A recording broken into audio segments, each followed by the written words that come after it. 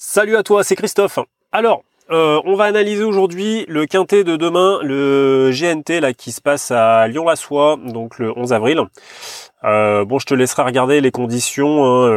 Je vais pas les énumérer. C'est voilà, il y a deux échelons de départ. C'est ce que tu dois retenir. C'est sur 3250 mètres et donc ça va du numéro 1 à 10 qui vont faire donc 3250 mètres, corde à droite, très important. Et du numéro 11 à 16, ils vont faire 25 mètres de plus.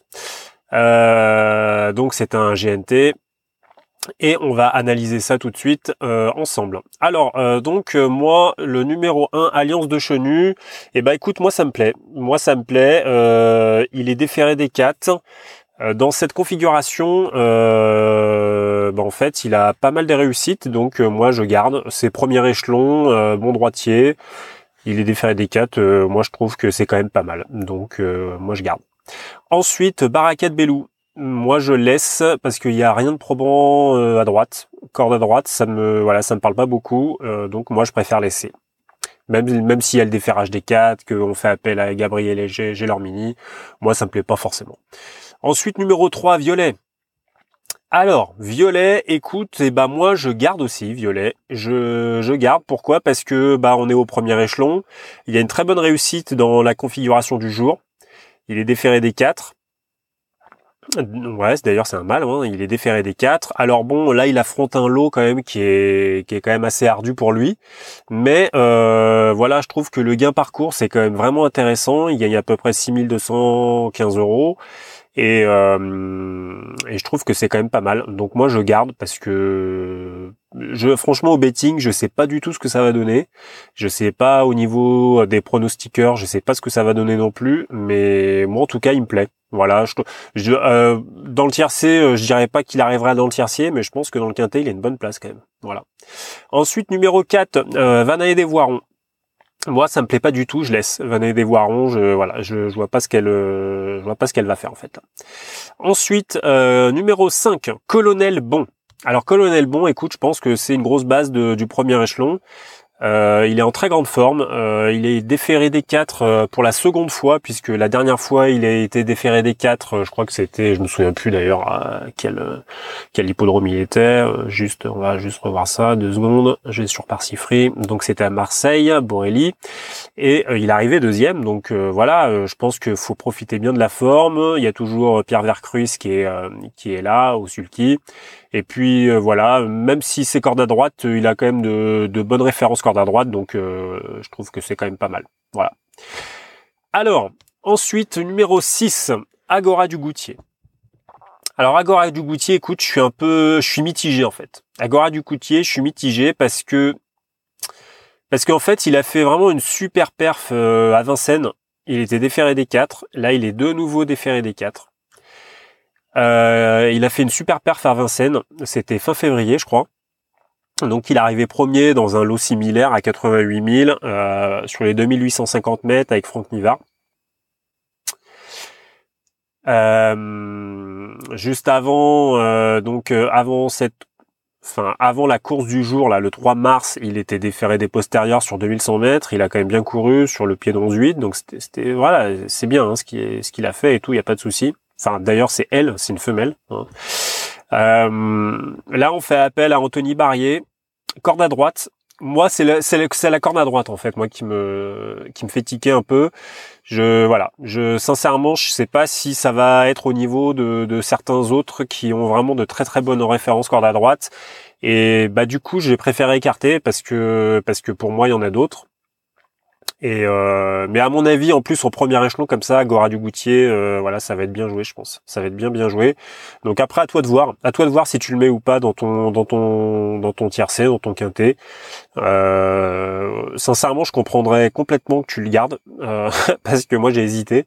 Mais franchement, quand tu vois un peu ce qu'il fait corde à droite, ça a l'air plutôt quand même d'être un gaucher, si tu veux. Enfin, elle a l'air plutôt d'être une gauchère puisque c'est une femelle.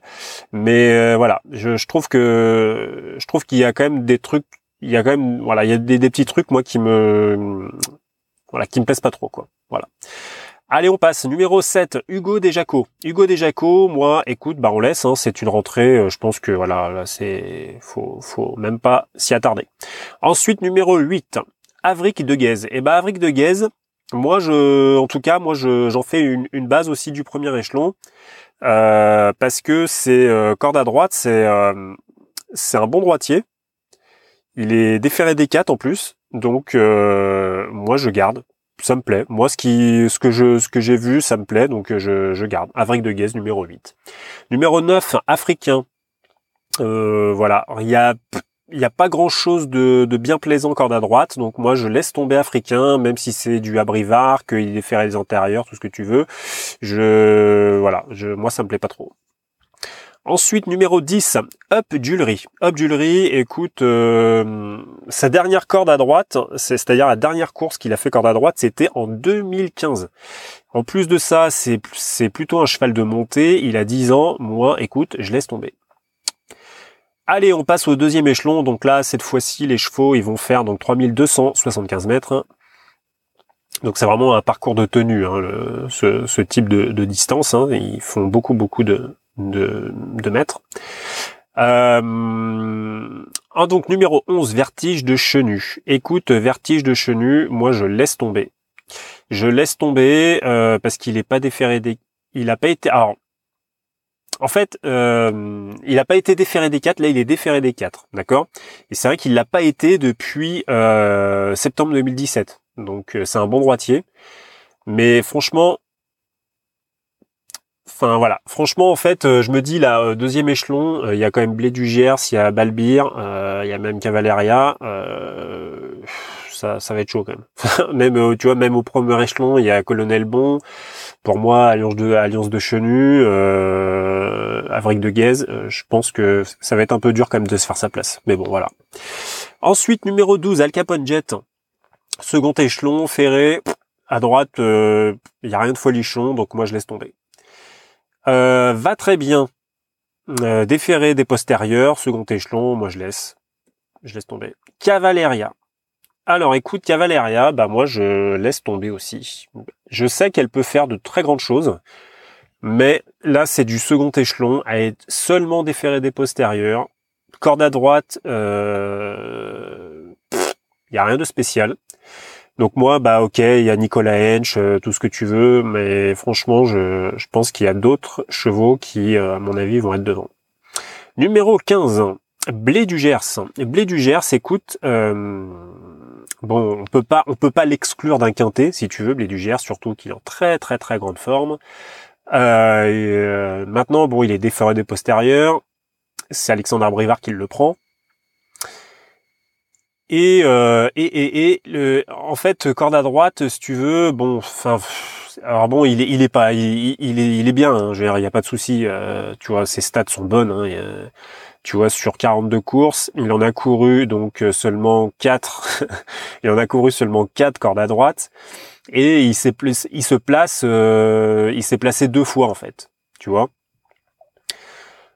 Tu vois, la dernière fois qu'il a fait une course corde à droite, c'était le 23 juillet 2017. Il a été DAI avec Eric Raffin et il était déféré des postérieurs. Alors bon, moi, si tu veux, je suis pas là en train de croire à des trucs du type il était DP dans la même configuration corde à droite, donc on va l'exclure. Non, c'est.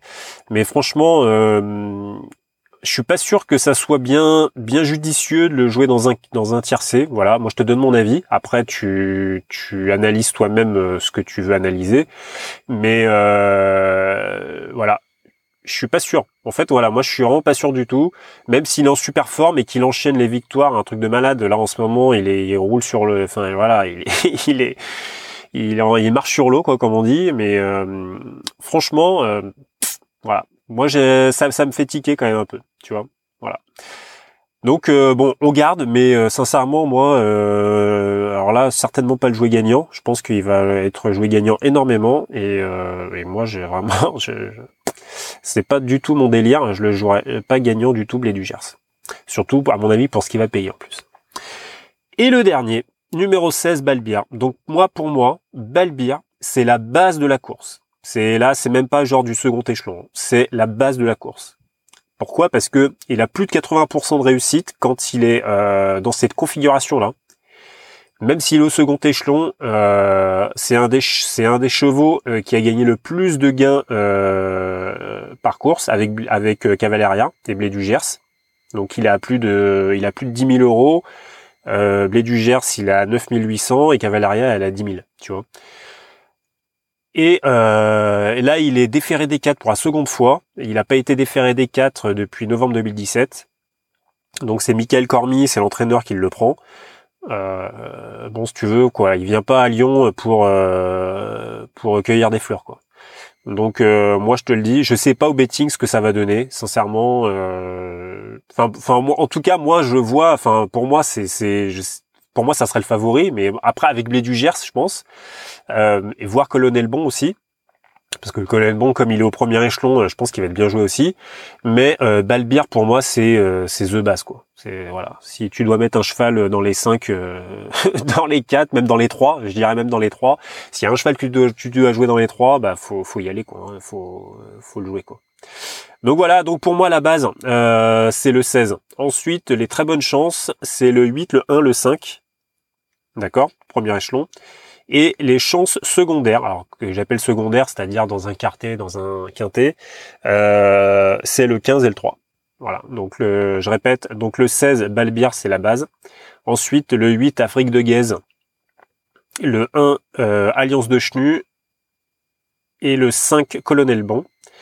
Et ensuite, donc, je dirais le 15, Blé du Gers. Et le 3, Violet. Voilà.